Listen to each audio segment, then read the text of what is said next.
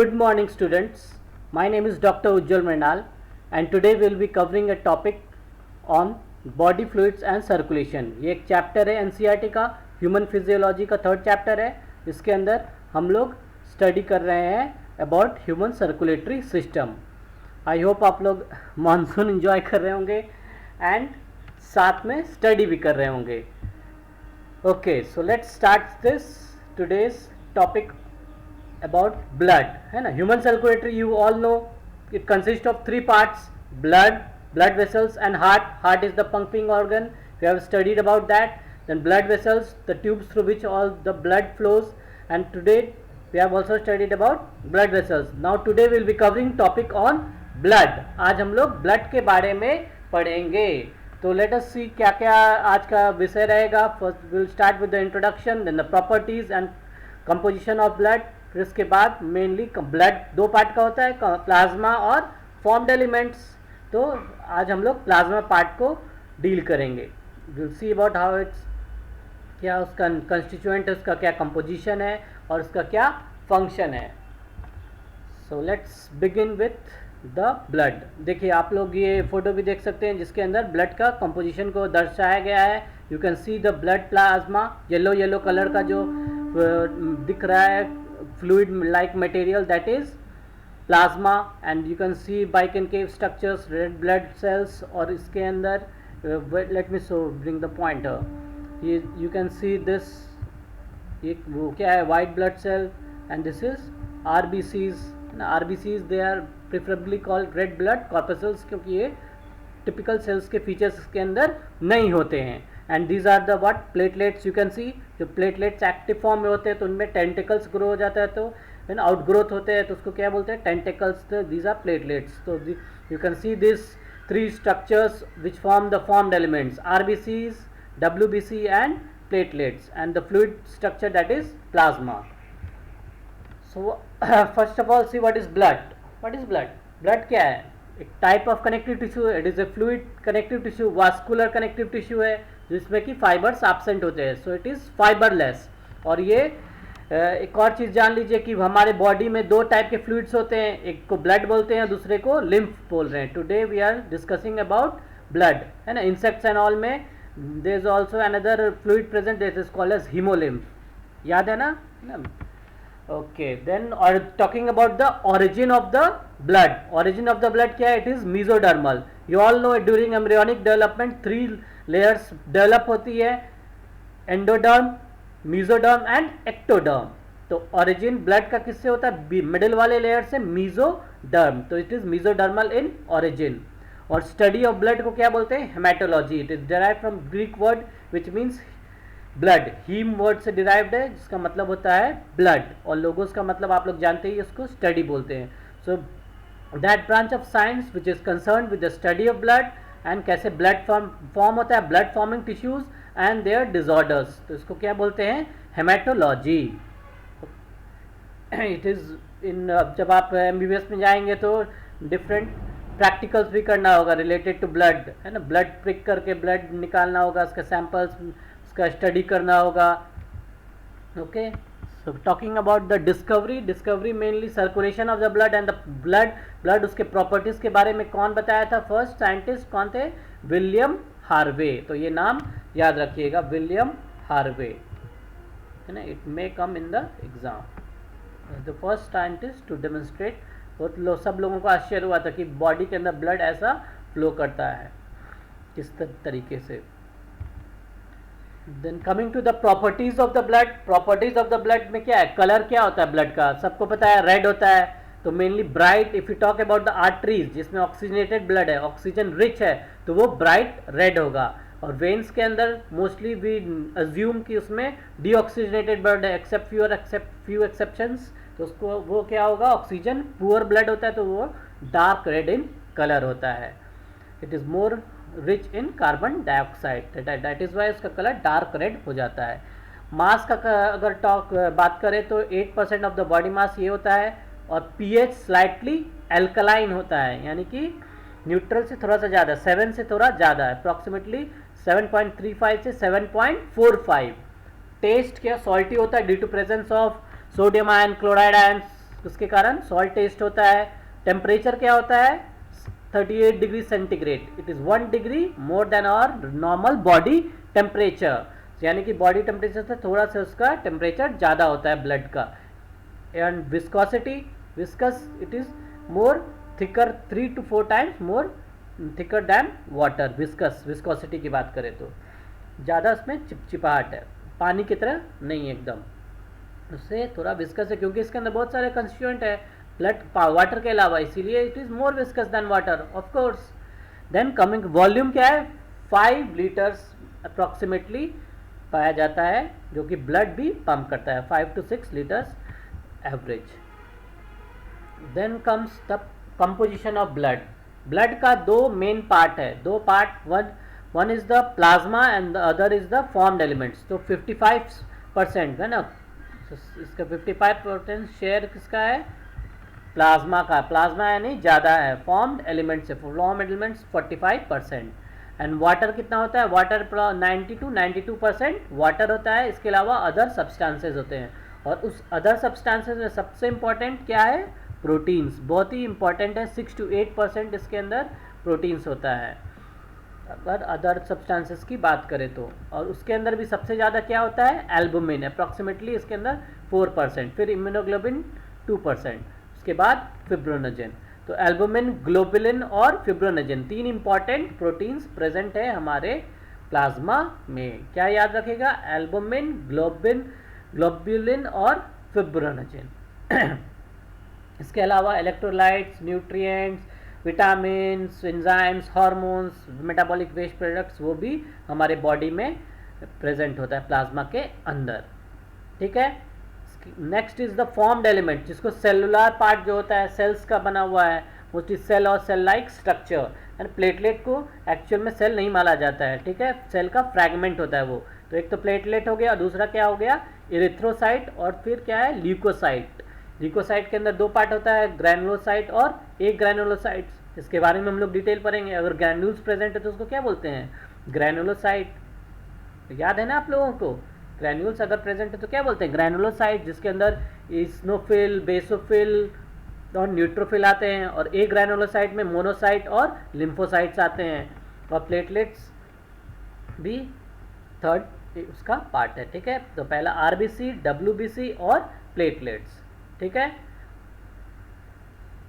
और इसके अंदर मैक्सिमम कंपोजिशन इरिथ्रोसाइट्स का ही होता है। इरिथ्रोसाइट्स मतलब रेड ब्लड सेल्स, और उसको सेल्स नहीं जनरली कॉर्पसेल बोला जाता है। टिपिकल सेल के फीचर्स नहीं होते, इसके अंदर न्यूक्लियस नहीं होता है, गोल्गी बॉडी नहीं होता है, सेंट्रियोल्स सब एब्सेंट होते हैं सेल ऑर्गेनेल्स, इसीलिए टिपिकल सेल के फीचर्स इसमें प्रेजेंट नहीं होता है। Even mitochondria is also absent, तो इसीलिए इसको सेल नहीं बोला जाता है। Red blood corpuscle is a better term as compare to red blood cell, red blood corpuscle. Then talking about the leucocytes, इसको डब्ल्यूबीसी वाइट ब्लड सेल्स है, ये दो पार्ट पर है। और तीसरा क्या है प्लेटलेट्स। ठीक है, ये याद रहेगा प्लाज्मा और फॉर्म एलिमेंट्स। प्लाज्मा के अंदर क्या है वाटर है और अदर सब्सटेंसेज है। अदर सब वाटर 90 to 92% है, और 10% अप्रॉक्सीमेटली क्या है अदर सब्सटेंसेज। अदर सब्सटेंसेज सबसे ज़्यादा क्या है प्रोटीन है, 6 to 8% है। उसमें क्या है तीन इंपॉर्टेंट प्रोटीन्स है, एल्बुमिन है, ग्लोबुलिन है और फिब्रोनोजन है। इसके अलावा प्रोथ्रोम्बिन भी प्रेजेंट होता है। तो ये इंपॉर्टेंट प्रोटीन्स है, और other electrolytes, nutrients and metabolic waste products, hormones, vitamins, enzymes etcetera. So will see the plasma in detail. सर तब पे एक जान लीजिए कि जैसे कि लेबोरेटरी में क्या सेंट्रीफ्यूज एक मशीन होता है जो बहुत ही फास्ट रोटेट करता है। अगर उसमें हम ब्लड का सैंपल लिए, हमें ब्लड से यहाँ सैंपल लिया जाता है ना, mostly median cuboidal arteries when से लिया जाता है, बताया ना, सुपरफिशियल होता है, मीडियल क्यूबॉइडल वेन से लिया जाता है और ब्लड को सैंपल को लिया जाता है। बहुत लोगों आप लोगों ने सैंपल दिया भी होगा जब बीमार पड़े होंगे, है ना, लैब गए हैं ना सभी लोग नहीं, और जो बीमार पड़े हैं वो तो सैंपल अपना लैब में चेक कराए ही होंगे। तो उसी की बात कर रहा हूँ, लैब में सेंट्रीफ्यूगेशन मशीन से अगर ब्लड को रोटेट कराया जाएगा तो इसके अंदर 3 डिविजन्स देखा जाएगा। प्लाज्मा जो कि ऊपर पार्ट में पाया जाएगा, फिर बफी कोट होगा जो बीच का पार्ट होगा, जो कि हल्का ब्राउनिश टिंज रहता है, वाइटिश ब्राउनिश टिंज, और फिर इरिथ्रोसाइट्स जो आरबीसीज है वो नीचे सेटल हो जाते हैं तो रेडिश इन कलर होता है। तो नीचे वाले में आरबीसीज सेटल हो जाएंगे, फिर बीच में मोस्टली ल्यूकोसाइट्स और प्लेटलेट्स का थिन लेयर होगा, और फिर इसमें सबसे ऊपर प्लाज्मा रहेगा जो कि लाइट वेट होता है इसकी वजह से। तो हैवी वाले सबसे ज़्यादा कंपोजिशन एथ्रोसाइट्स का ही होता है ना, मिलियंस में होता है, 5 to 5.5 मिलियन पर मिलीमीटर क्यूब की बात करें। और अगर आप डब्ल्यू की बात करें तो ये बहुत कम होते हैं, 6 to 8,000 ही होती है। प्लेटलेट्स कितने होते हैं? अप्रॉक्सीमेटली 1.5 से 4 लाख पर मिलीमीटर क्यूब। तो इनका परसेंटेज बहुत ही कम होता है। जैसे कि दो शेयर्स डिवाइड हुआ ना, जैसे कि एक प्लाज्मा हो गया 55% और दूसरा क्या हो गया फॉर्म्ड एलिमेंट सेलुलर एलिमेंट्स, तो जिसमें मैक्सिमम मोस्टली इरेथ्रोसाइट्स का ही बना होता है 45%, और दूसरा बफिकोट जो है वो लेस देन 1% होता है जिसके अंदर WBC और प्लेटलेट्स आते हैं। तो कंपोजिशन ऑफ ब्लड में देखिए ये डायग्राम बेस्ड है, इसमें अगर क्वेश्चन ऐसा आ गया तो इसके अंदर जो बफी कोट यहाँ पे प्रेजेंट है वाइट कलर का बीच में जो लेयर दिख रहा है उसके अंदर क्या है वाइट ब्लड सेल्स ये ऐसे है और प्लेटलेट्स प्रेजेंट है यहाँ पे। और ये क्या है नीचे सेटल डाउन हो गया आरबीसीज हो गए और ऊपर में जो प्लाज्मा प्रेजेंट है। And coming to the plasma, plasma क्या है येलो कलर्ड होता है, क्यों? Due to presence of urobilinogen, ये ब्रेकडाउन प्रोडक्ट होता है आरबीसीज का, जिसका डिटेल हम लोग आरबीसीज में पढ़ेंगे, तो जिसके कारण वो येलो कलर आता है प्लाज्मा का ड्यू टू यूरोबाइलोजन। ये आप लोग याद रखिएगा, it may come in the exam.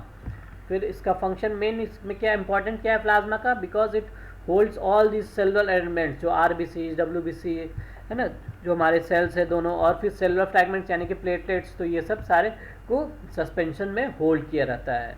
और इंटरस्टिशियल फ्लूइड क्या है, प्लाज्मा इंटरस्टिशियल फ्लूइड के बीच क्या डिफरेंस है? प्लाज्मा तो वो पार्ट है जो ब्लड के अंदर प्रेजेंट है ना, और फिर जो कैपिलरीज जब प्रेजेंट होते हैं बहुत ही थिन होता है एंडोथेलियल सेल्स है ना, उसमें क्लेफ्ट्स प्रेजेंट होते हैं, वहाँ से डिफ्यूजन हो जाता है और डिफ्यूजन से प्लाज्मा के कुछ कंटेंट्स बाहर निकल जाते हैं एक्सेप्ट द हेवी प्रोटीन्स, जो वो सब बाहर नहीं निकलेंगे तो फ्लूइड पार्ट कुछ बाहर निकल जाता है, उसको क्या बोलते हैं इंटरस्टिशियल फ्लूइड, यानी दो सेल्स के बीच में जो प्रेजेंट है, तो इसलिए क्या बोलते हैं इंटरस्टिशियल फ्लूइड्स। और ये सेल के अंदर जो है वो इंट्रासेलुलर फ्लूइड है यानी साइटोप्लाज्म है ना, सेल के अंदर जो प्रेजेंट है साइटोप्लाज्म, और सेल के बाहर जो प्रेजेंट है वो क्या हो गया एक्स्ट्रा सेलुलर। तो इंटरस्टिशियल फ्लूइड को एक्स्ट्रा सेलुलर फ्लूइड भी बोला जाता है, ठीक है, एक्स्ट्रा सेलुलर, ठीक है, it is also called extra cellular fluid. Talking about the constituents of plasma, plasma के अंदर हमने ऑलरेडी देख लिया है जैसे क्या प्रेजेंट होता है वाटर एंड प्रोटीन्स, प्रोटीन्स में एल्बुमिन है, ग्लोबुलिन है और फिब्रोनेजन है, और फिर अदर सॉल्यूट्स है जो कि इलेक्ट्रोलाइट्स है ना, sodium ion, potassium ion, calcium ion, magnesium ion, chloride ion, bicarbonate ion, sulphate ion, और फिर उसके बाद गैसेस भी प्रेजेंट है, oxygen, carbon dioxide, nitrogen present होता है, हम जो एटमॉस्फेयर इनहेल करते हैं वो उसके अंदर। और न्यूट्रिएंट्स में glucose, amino acid, fatty acid, nucleosides and other molecules also, जैसे कि विटामिन्स हो गया, हार्मोन्स हो गया, और वेस्ट प्रोडक्ट जैसे कि urea, uric acid, ammonia, creatine, ये सब प्रेजेंट होते हैं, ठीक है। और ये चीज़, ये कंपोजिशन प्लाज्मा का याद रखिएगा, इसके अंदर से ये फिब्रोनेजन पार्ट को आप हटा दिए है ना, मोस्टली फिब्रोनेजन और प्रोथ्रोम्बिन एक्चुअल में क्लॉटिंग फैक्टर, जो ब्लड क्लॉट करते हैं, जब खून आपका ब्लड निकल जाता है तो खून जम जाता है ना, तो खून जमने को क्या बोलते हैं क्लॉटिंग ना, तो उसके अंदर से जो प्लाज्मा के अंदर से जो क्लॉटिंग फैक्टर्स हटा देंगे उससे क्या बोलते हैं, बताइए क्या बोलते हैं, किसी को मालूम है? सीरम। तो सीरम क्या है? Serum is plasma minus clotting factors. ये एग्जाम में बहुत बार पूछा गया है, uncountable number of times. Plasma देखिए यहाँ पे एक स्लाइड पे लेबोरेटरी में भी देख रही है, अगर ब्लड ड्रॉप को छोड़ दिए तो यहाँ पे ब्लड क्लॉट हो गया है ना, यहाँ पे ब्लड क्लॉट हो गया, तो यहाँ पे ये येलोइश पार्ट का जो दिख रहा है वाइटिश येलोइश पार्ट, ये क्या है? Serum, this is serum. तो जैसे टेस्ट ट्यूब में छोड़ दिए, नीचे सेटल डाउन हो गया ब्लड क्लॉट ना, ब्लड क्लॉट के अंदर क्या प्रेजेंट है, जो क्लॉटिंग फैक्टर्स है ना, और जो भी ब्लड आरबीसी डब्ल्यूबीसी प्लेटलेट ये सब सारे इसके ब्लड क्लॉट के अंदर आ गए, तो जो प्लाज्मा में से जो चीज़ बचा उसको क्या बोलेंगे, सीरम। तो याद रखना है serum is plasma minus clotting factors. Okay, और प्लाज्मा तो ऑलरेडी आप लोगों को मालूम ही है। Next will discuss about functions of plasma. Plasma के जो इंडिविजुअल कंपोनेंट्स है उसका हम लोग एक एक करके देखते हैं क्या क्या फंक्शन है। First will see water. Water maximum 92% होता है, तो इसका मेन फंक्शन क्या होता है, it provides bulk to the blood, और फिर हीट को भी ये एब्जॉर्ब करता है, ट्रांसपोर्ट करता है और ये रिलीज भी करता है, तो हीट का मेंटेनेंस में काम करता है। तो इक्वल सारे ब्लड में हीट लेवल एक टेम्परेचर है, ये फंक्शन वाटर का है, along with the some proteins जो प्रेजेंट होते हैं प्लाज्मा में। Coming to the next part that is protein, it is very important protein that is albumin. Albumin क्या है, it is the most abundant protein present in the blood. अच्छा, और बताइए तो सबसे अबंडेंट प्रोटीन बॉडी के अंदर क्या है, कौन सा which is the most abundant protein in the body, चलिए बताइए, आई विल वेट। सबसे अबंडेंट प्रोटीन बॉडी के अंदर क्या होता है, कोलेजन। कोलेजन याद रखिएगा, ये भी एमसीक्यूज में आया हुआ है। Collagen is the most abundant protein in the body. सबसे ज़्यादा बॉडी के अंदर कोलेजन पाया जाता है, और अगर ब्लड की बात करें तो सबसे ज़्यादा एल्बुमिन पाया जाता है, और एल्बुमिन सबसे स्मॉलेस्ट प्रोटीन होता है। एल्बुमिन का क्या फंक्शन है, एल्बुमिन वाटर मॉलिक्यूल्स को पकड़ के रखता है, वाटर को ब्लड से बाहर नहीं जाने देता है, तो it maintains the osmotic pressure. तो ब्लड, जिसको कि ब्लड कोलाइडल ऑस्मोटिक प्रेशर भी बोलते हैं, उसका वैल्यू क्या होता है 28 से 30 मिलीग्राम ऑफ मर्क्यूरी, ये उसका वैल्यू है, याद रखिएगा। तो एल्बुमिन का फंक्शन क्या है, वाटर मॉलिक्यूल्स को पकड़ के रखता है, ब्लड वेसल्स के अंदर से उसको बाहर नहीं जाने रखता है, उसका ब्लड वॉल्यूम मेंटेन रखता है ना, ऑस्मोटिक प्रेशर मेंटेन रखता है। इस ऑस्मोटिक प्रेशर का क्या वैल्यू है 28 से 30 मिलीग्राम ऑफ Hg, और 10 इस ब्लड वॉल्यूम भी मेंटेन रखेगा, वाटर को अंदर रखेगा, रिटेन करके रखेगा, तो ब्लड वॉल्यूम भी मेंटेन रहेगा ना। तो ये ब्लड एल्बुमिन का बहुत ही इंपॉर्टेंट फंक्शन है, ठीक है। और albumin it is produced by liver, है ना, लिवर से प्रोड्यूस होता है।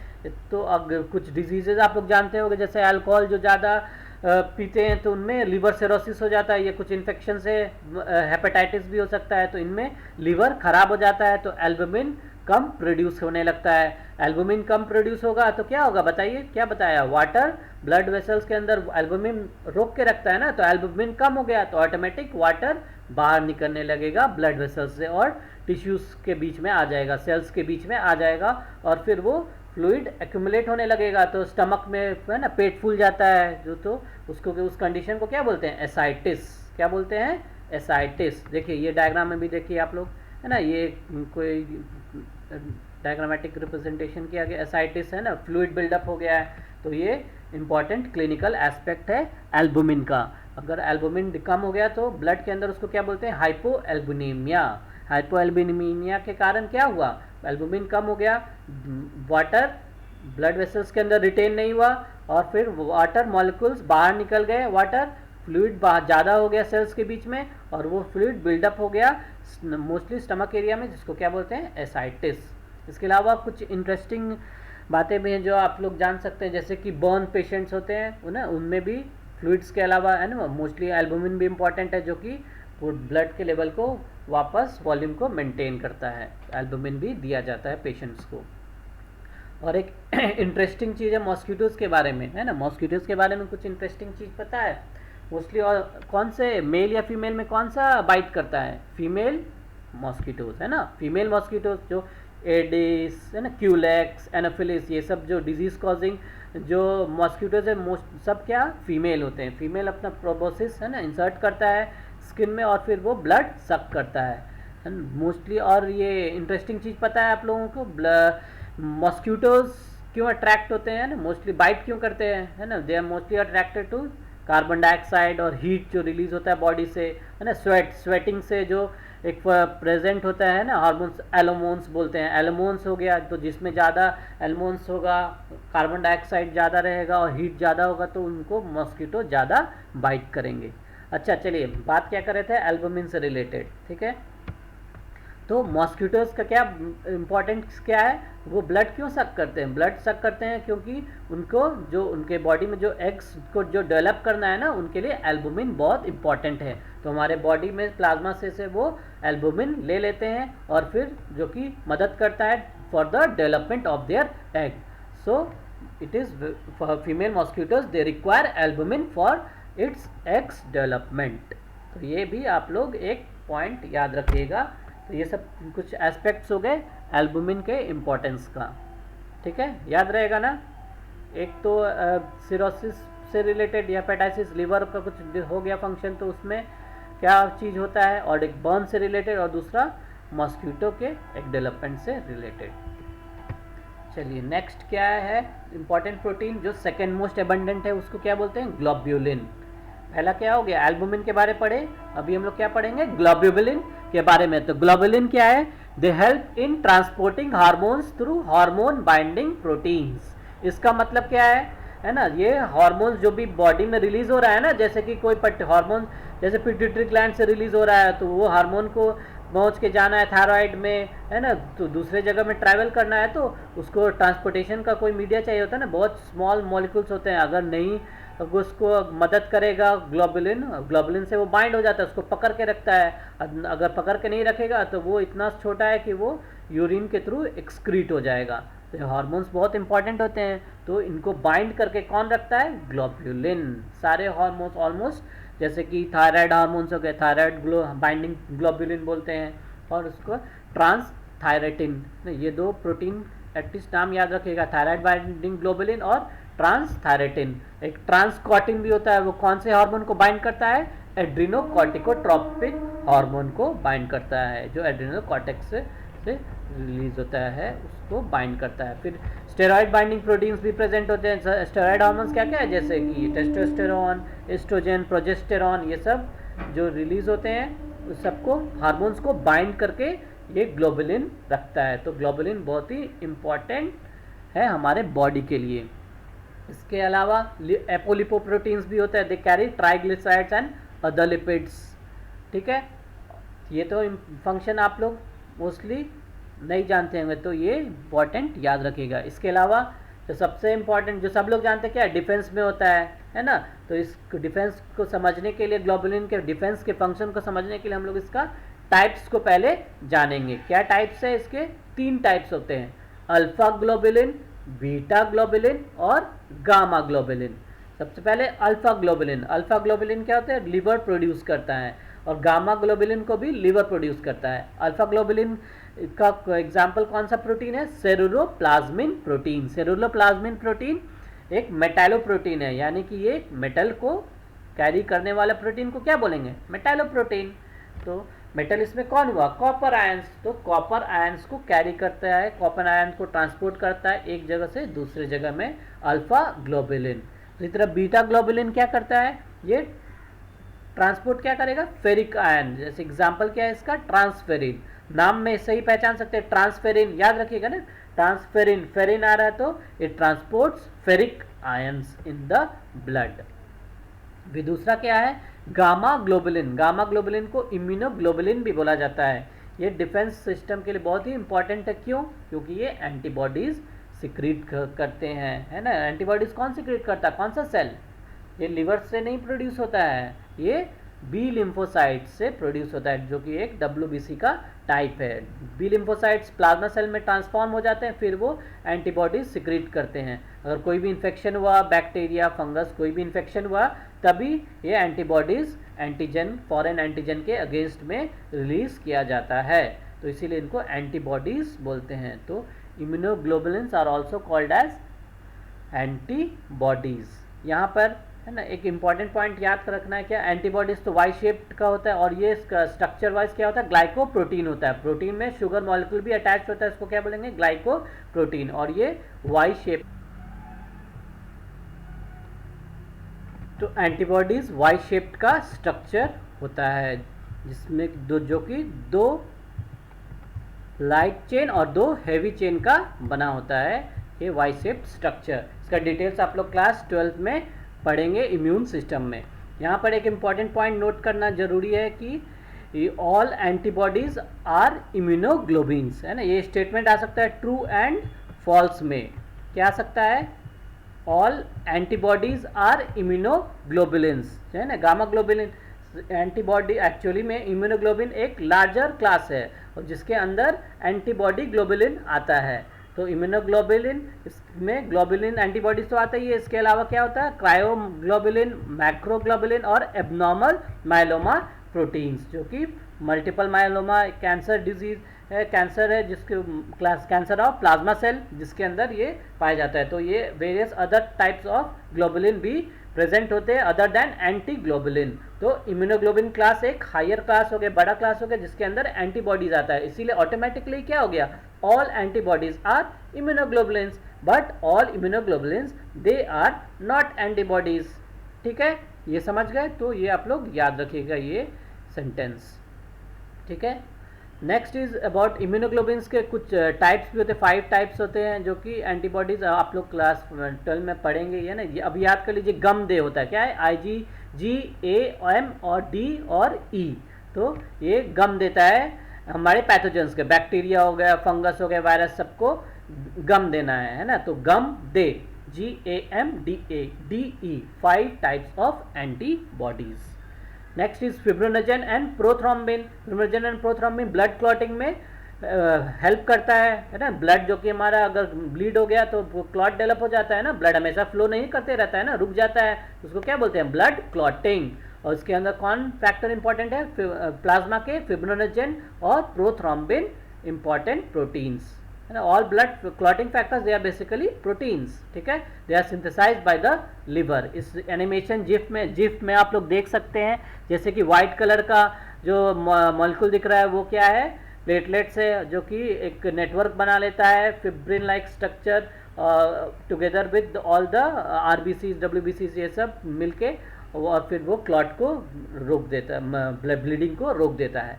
अच्छा, यहाँ पे एक और चीज़ ये जान लीजिए कि ओजन, जो भी वर्ड होता है ओजन और प्रो, ओजन और प्रो, ओजन ये दो सफिक्स और ओजन ओजन सफिक्स और प्रो प्रीफिक्स हो गया। तो ये जिस भी प्रोटीन्स में लगा हो, इसका मतलब क्या होता है बताइए?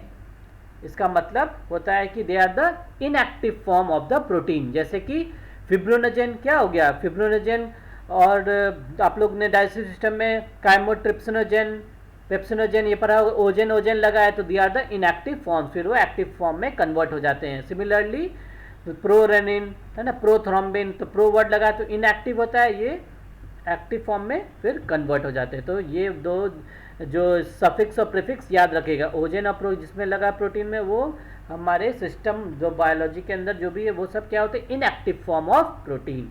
ठीक है, नेक्स्ट अबाउट हम लोग 3 इंपॉर्टेंट जो प्रोटीन्स है देख लिए, क्या क्या? एल्बुमिन हो गया, ग्लोबुलिन हो गया, fibrinogen and one that is prothrombin. ठीक है, इसके अलावा इलेक्ट्रोलाइट भी प्रेजेंट है जो कि पीएच की बफरिंग में हेल्प करता है, जैसे कि बाइकार्बोनेट आयंस हो गया, है ना। ये सब एसिड और बेस बफरिंग में मेंटेनेंस में हेल्प करता है, जो कि स्लाइटली अल्कलाइन है, अप्रॉक्सीमेटली 7.35 से 7.45, तो वो मेंटेन रखता है। इसके अलावा न्यूट्रिएंट्स भी प्रेजेंट होता है, विटामिन एंड ऑक्सीजन न्यूट्रिएंट्स, जैसे कि अमाइनो एसिड हो गया, ग्लूकोज हो गया, फैटी एसिड हो गया, ग्लिसरॉल हो गया, न्यूक्लियोसाइड हो गए, तो ये सब भी प्रेजेंट होता है सब सेल्स को। ये आखिर सब सेल को पहुंचाना होता है ना। डाइजेस्टिव सिस्टम को रेस्पिरेटरी सिस्टम से कौन कनेक्ट करता है? ब्लड, है ना। सर्कुलेटरी सिस्टम, ब्लड से ही सारा चीज़ जाता है। ठीक है, इसके अलावा कोलेस्ट्रॉल भी प्रेजेंट होता है, जैसे कि कोलेस्ट्रॉल हम लोग जनरली हार्मफुल मानते हैं, but it is very important, और इन कम मात्रा में इट इज़ वेरी इंपॉर्टेंट। इसका नॉर्मल लेवल क्या होता है? 80 to 180 मिलीग्राम पर 100 ml of blood. It is very useful in synthesis of biomembranes, plasma membranes के सिंथेसिस में, विटामिन डी के सिंथेसिस में, बाइल सॉल्ट्स और स्टेरॉइड हार्मोन्स के सिंथेसिस में it is very important. Next comes about hormones and enzymes, है ना। Endocrine gland से रिलीज हुए and various hormones, they have to travel to reach to their site, है ना, पर्टिकुलर ऑर्गन को पहुंचने के लिए they take the help of blood. तो ये प्लाज्मा में प्रेजेंट होते हैं enzymes and hormones.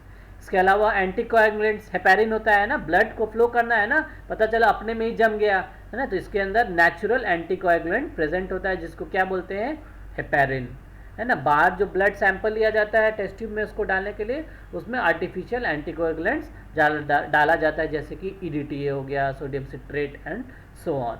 Natural anticoagulant क्या है, हेपेरिन, ठीक है, याद रखिएगा, ठीक है। फिर इसके बाद क्या है, डिफेंस सब्सटेंसेस जैसे कि लाइसोजाइम और प्रोपोडिन। लाइसोजाइम क्या है, एंटीबैक्टीरियल होता है, और प्रोपोडिन क्या होता है, एंटी टॉक्सिन, जो भी टॉक्सिन्स रिलीज करते हैं पैथोजन उसके अगेंस्ट ये दो हमारे प्लाज्मा में प्रेजेंट सब्सटेंसेस हेल्प करते हैं फाइट करने में। वेस्ट प्रोडक्ट्स, नेक्स्ट क्या है, वेस्ट प्रोडक्ट जैसे कि कार्बन डाइऑक्साइड हो गया, ये सब चीज़ को एलिमिनेट करना होता है ना, तो ये ब्लड के माध्यम से ही जाएगा ना, किडनी के थ्रू और कार्बन डाइऑक्साइड लंग्स के थ्रू, तो ये सब सर्कुलेट करेगा और ये सब फिर बॉडी से बाहर निकल जाएगा। जैसे कि अदर वेस्ट प्रोडक्ट्स, यूरिया हो गया, यूरिक एसिड, क्रिएटिन हो गया, क्रिएटिनाइन हो गया, अमोनिया हो गया, ये सब बॉडी के वेस्ट प्रोडक्ट्स हो गए। अच्छा, नॉर्मल यूरिया लेवल जान लेना चाहिए। नॉर्मल यूरिया लेवल क्या होता है, 17 से 30 मिलीग्राम पर 100 ml ऑफ ब्लड या डेसीलीटर, तो 17 से 30 होता है। अगर यूरिया इससे ज़्यादा हो गया तो ब्लड के अंदर उसको क्या बोलते हैं, यूरेमिया, जिसके अंदर आरबीसीज इरेगुलर शेप के हो जाते हैं, उसको क्या बोलते हैं, burn cells. Okay, so today we have covered the topic on plasma mainly, जिसके अंदर हम लोगों ने क्या क्या स्ट्रक्चर जाना, बताइए। येलो कलर का होता है ड्यू टू यूरियोबाइलिनोजन, है ना, और ये और सारे जो सेल के एलिमेंट्स है, सेलुलर एलिमेंट्स को सस्पेंशन में होल्ड करता है। इसका मेन कंपोजिशन वाटर है, बट प्रोटीन्स इंपॉर्टेंट क्या, एल्बुमिन, ग्लोबुलिन और फिब्रोनेजन। इसके अलावा अदर सॉल्यूट्स भी प्रेजेंट होते हैं। सीरम क्या होता है, प्लाज्मा माइनस क्लॉटिंग फैक्टर को क्या बोलते हैं, सीरम। वाटर हीट के मेंटेनेंस के लिए इंपॉर्टेंट है, बल्ब प्रोवाइड करता है ब्लड को। Protein blood colloidal osmotic pressure maintain करता है, वाटर को पकड़ के रखता है और ब्लड से बाहर नहीं जाने देता है। It also maintains the blood volume, it is the most abundant protein in the blood and it is the smallest protein also, और it is produced by liver. All of the proteins, plasma proteins, they are produced by the liver except globulin, which is produced by the B lymphocytes, transform into plasma cells to secrete the antibodies. And clinical aspects हमने देखा, albumin का usage है burn patients में, हाइपोएल्बुमिनिया हो जाता है cirrhosis patients में, hepatitis patient में, मॉस्किटोज वगैरह, they also require albumin for their egg development. Then comes the globulin part, जिसमें कि हार्मोन्स के बारे, हार्मोन्स बाइंडिंग प्रोटीन इंपॉर्टेंट है ना, और देयर मेनली थ्री टाइप्स के होते हैं, अल्फा ग्लोबुलिन और beta globulin. They help in three types of globulin, alpha globulin, beta globulin और gamma globulin. Alpha beta globulin liver से प्रोड्यूस होता है and they produce proteins which are metalloproteins. और gamma globulin immunoglobulins भी बोला जाता है, IgG, AM और DE various types of immunoglobulin है, जो कि secreted by B lymphocytes when they transform into plasma cells. Antibodies Y shape के स्ट्रक्चर होते हैं, they are made up of glycoproteins and we have to remember that all antibodies are immunoglobulins but all immunoglobulins are not antibodies. इसके बाद fibrinogen and prothrombin के बारे में देखा, they help in blood clotting and electrolytes, जो कि help करते हैं पीएच बफरिंग में। इसके अलावा nutrients, vitamin, oxygen, enzymes, hormones, ये भी प्रेजेंट होते हैं। Cholesterol, this is also useful for plasma membrane, vitamin D, bile salts और स्टेरॉयड हार्मोन्स के सिंथेसिस में। इसके अलावा वेस्ट प्रोडक्ट्स भी पाए जाते हैं, जैसे carbon dioxide, urea, uric acid, creatine और क्रिएटिनिन। कुछ डिफेंस एंजाइम भी होते हैं, लाइसोजाइम और प्रोपोडिन एंड एंटीकोएगुलेंट हेपेरिन, जो हमारे प्लाज्मा में प्रेजेंट होते हैं। तो this is all about mostly about the plasma content of the blood. Thank you so much. अगर आप वीडियो को पसंद कर रहे हैं तो please like it, thumbs button दबाइए and please comment, share and subscribe our channel. Thank you so much. Thank you for hearing.